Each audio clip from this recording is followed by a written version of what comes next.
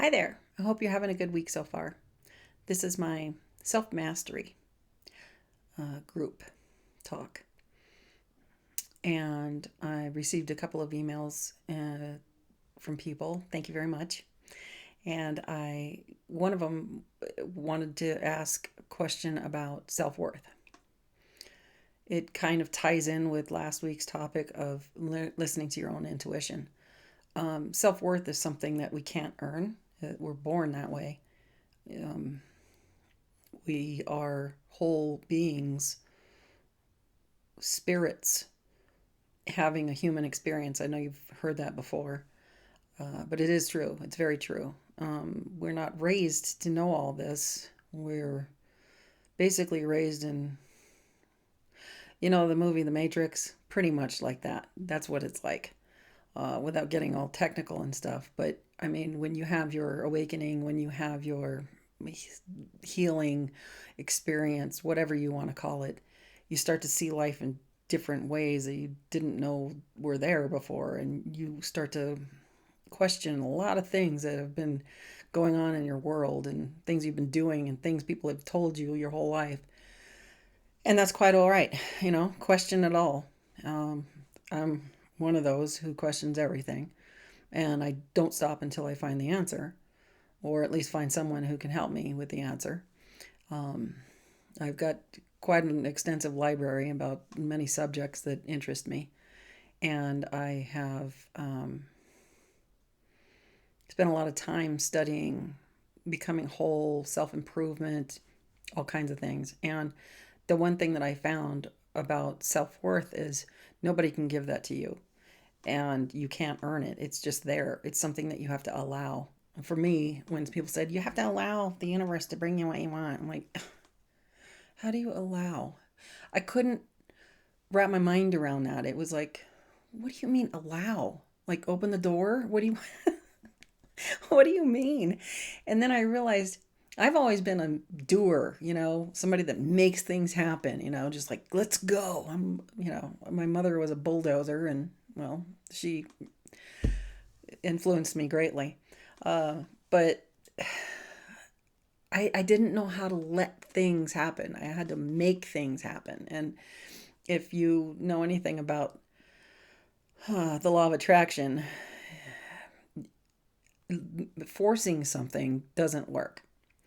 Um, I have learned this the hard way, but I learned it. I learned it well, and you will too.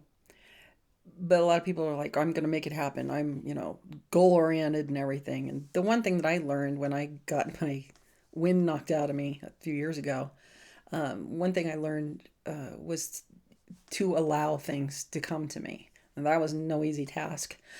I had to learn how to do nothing because I was a doer, absolutely a doer. I did everything all the time. Do, do, do. God can't stop. You might be lazy.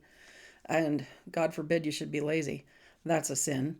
Anyway, I had to learn how to do nothing. And I had some friends who were like, really, it's okay. You're not bad. And it was hard, You might laugh, but it was hard for me just to be, to sit and meditate and sit and think about what I wanted and sit and think about the life that I wanted to create for myself instead of, constantly on the move, constantly on the go, filling all those hard to fill spaces that they don't get filled. They don't. Um, your self worth comes from within, and listening to your higher self and following the impulses that come from that higher self, and step by step moving in the direction of that beautiful life that you're creating. And when you get on a roll, or you get going down on that path, it becomes a lot easier. Self-worth it's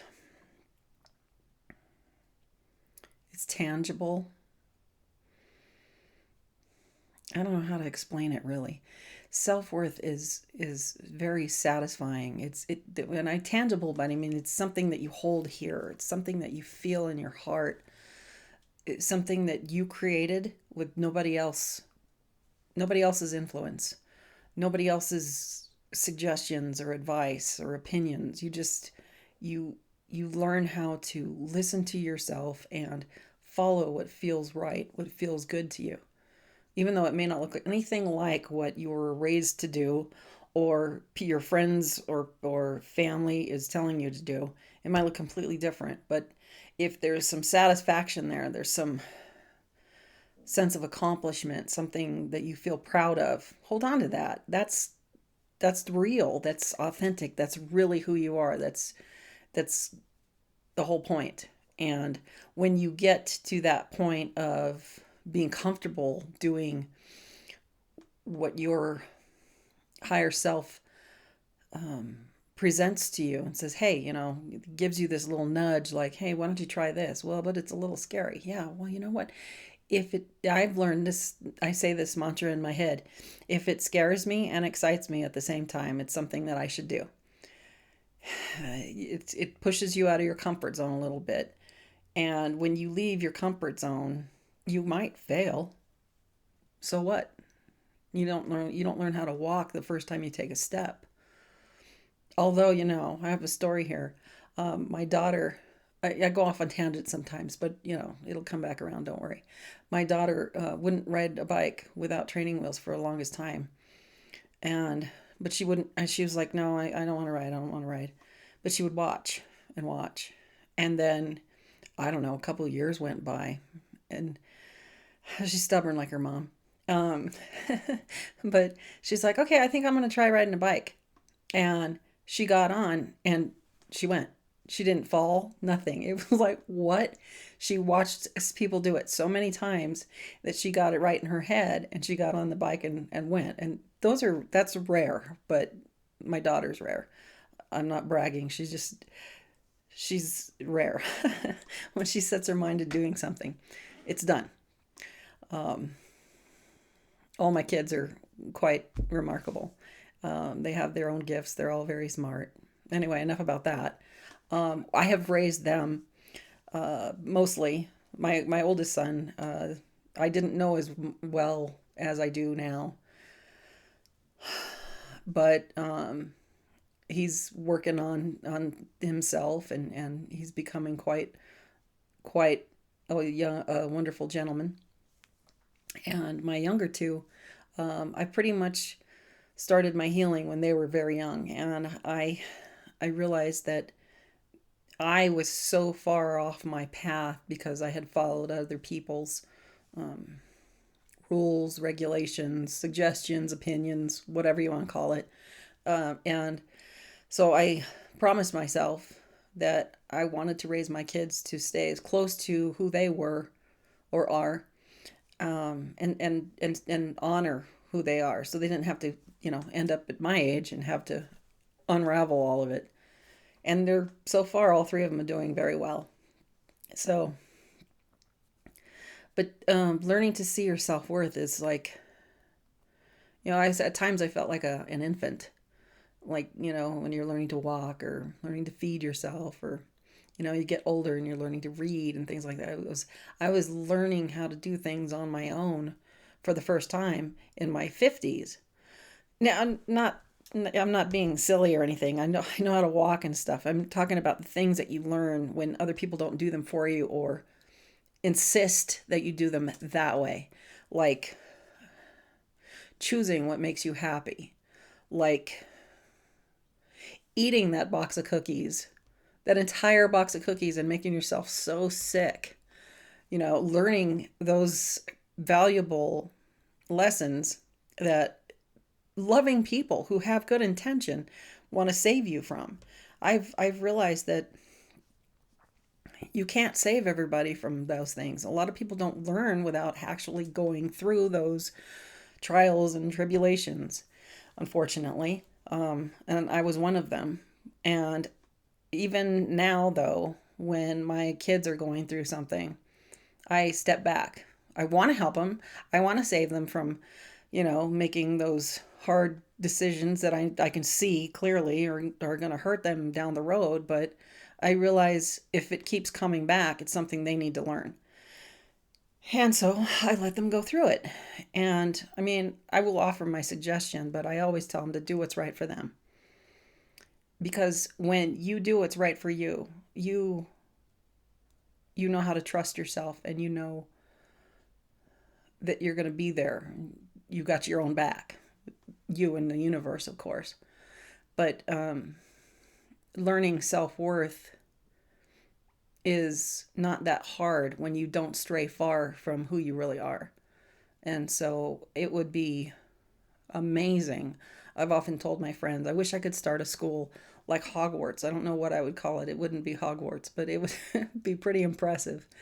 Where we teach kids from the beginning how amazing they are and how much potential they have, and that anything is possible, and that they are little magnets and they attract things that whatever they want, they can have it. And I believe this fully, absolutely, completely. And it's emotional to me and exciting at the same time to think about raising kids that don't have any limitations and that know their self-worth. And yeah, I'm tearing up because it's a very passionate subject for me.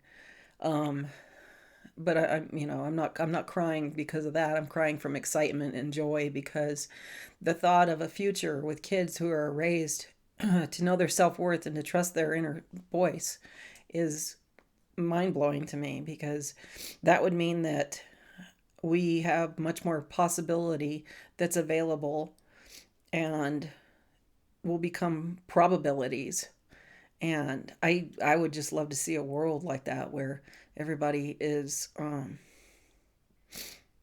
allowing and accepting and curious and helpful and compassionate and all those wonderful emotions that we humans have and are all capable of sharing, if we all could just raise our kids that we're all connected and we're all part of this wonderful thing on planet Earth of creation. And it's I can feel it in my heart. It feels amazing. And I know it's something that's coming, and I know it's going to happen. I hope it starts happening very soon.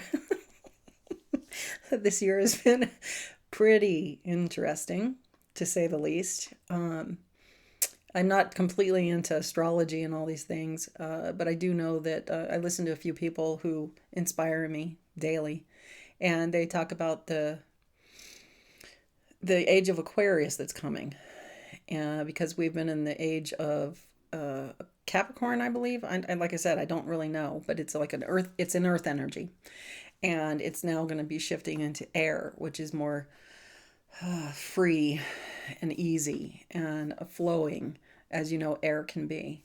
And so I'm excited to see what comes in the next few months and how we weather the end of 2020. But my hope for the end of this year is for some of you to be brave and know that you are worth all the work that you put in, all the things that you think, I can't do that, but I want to, and it keeps coming back, so that means do it. Like I said, if it's a little bit scary but exciting at the same time, then you've got to do it. Leave that comfort zone. If you make a mistake, who cares? Who really cares? I mean, get up and do it again. I mean, that's what life is all about. And I saw a poster on Facebook today, and it was Michael Jordan, and he said, I didn't get, well, I don't know exactly what it said, but he was like, I wasn't always successful. I fell down over and over and over again. But what that just told me is he just kept getting up. And so that's what we all need to do when we're feeling like we can't make it through. And I have those days. I have a couple of them a couple of days ago where I just I can't do this anymore. But that's okay. We're human, and we have crappy days, and we have not so crappy days, and then we have some really awesome days. that's life. That's how it is. And it's okay to feel crappy on those days, and you don't have to smile if you don't feel like it. And just I've learned so much in this last few years about honoring myself, and the confidence that I've gained is crazy. I just never thought I could gain this much confidence, but here I am. And as I get on these videos, every single time I do it, I'm a little nervous because I want to bring out, some good stuff for you guys. But at the same time, I can't keep quiet because I know that what I'm sharing is valuable and it's going to help somebody. So, yeah, just you're worth it. I guess that kind of sounds like redundant, or I don't know. But yeah, self-worth is worth finding. And I wish you well. And like I said earlier, if you want to contact me, my email is down below. And I look forward to hearing from you. And I will see you in a week. Stay well. Bye.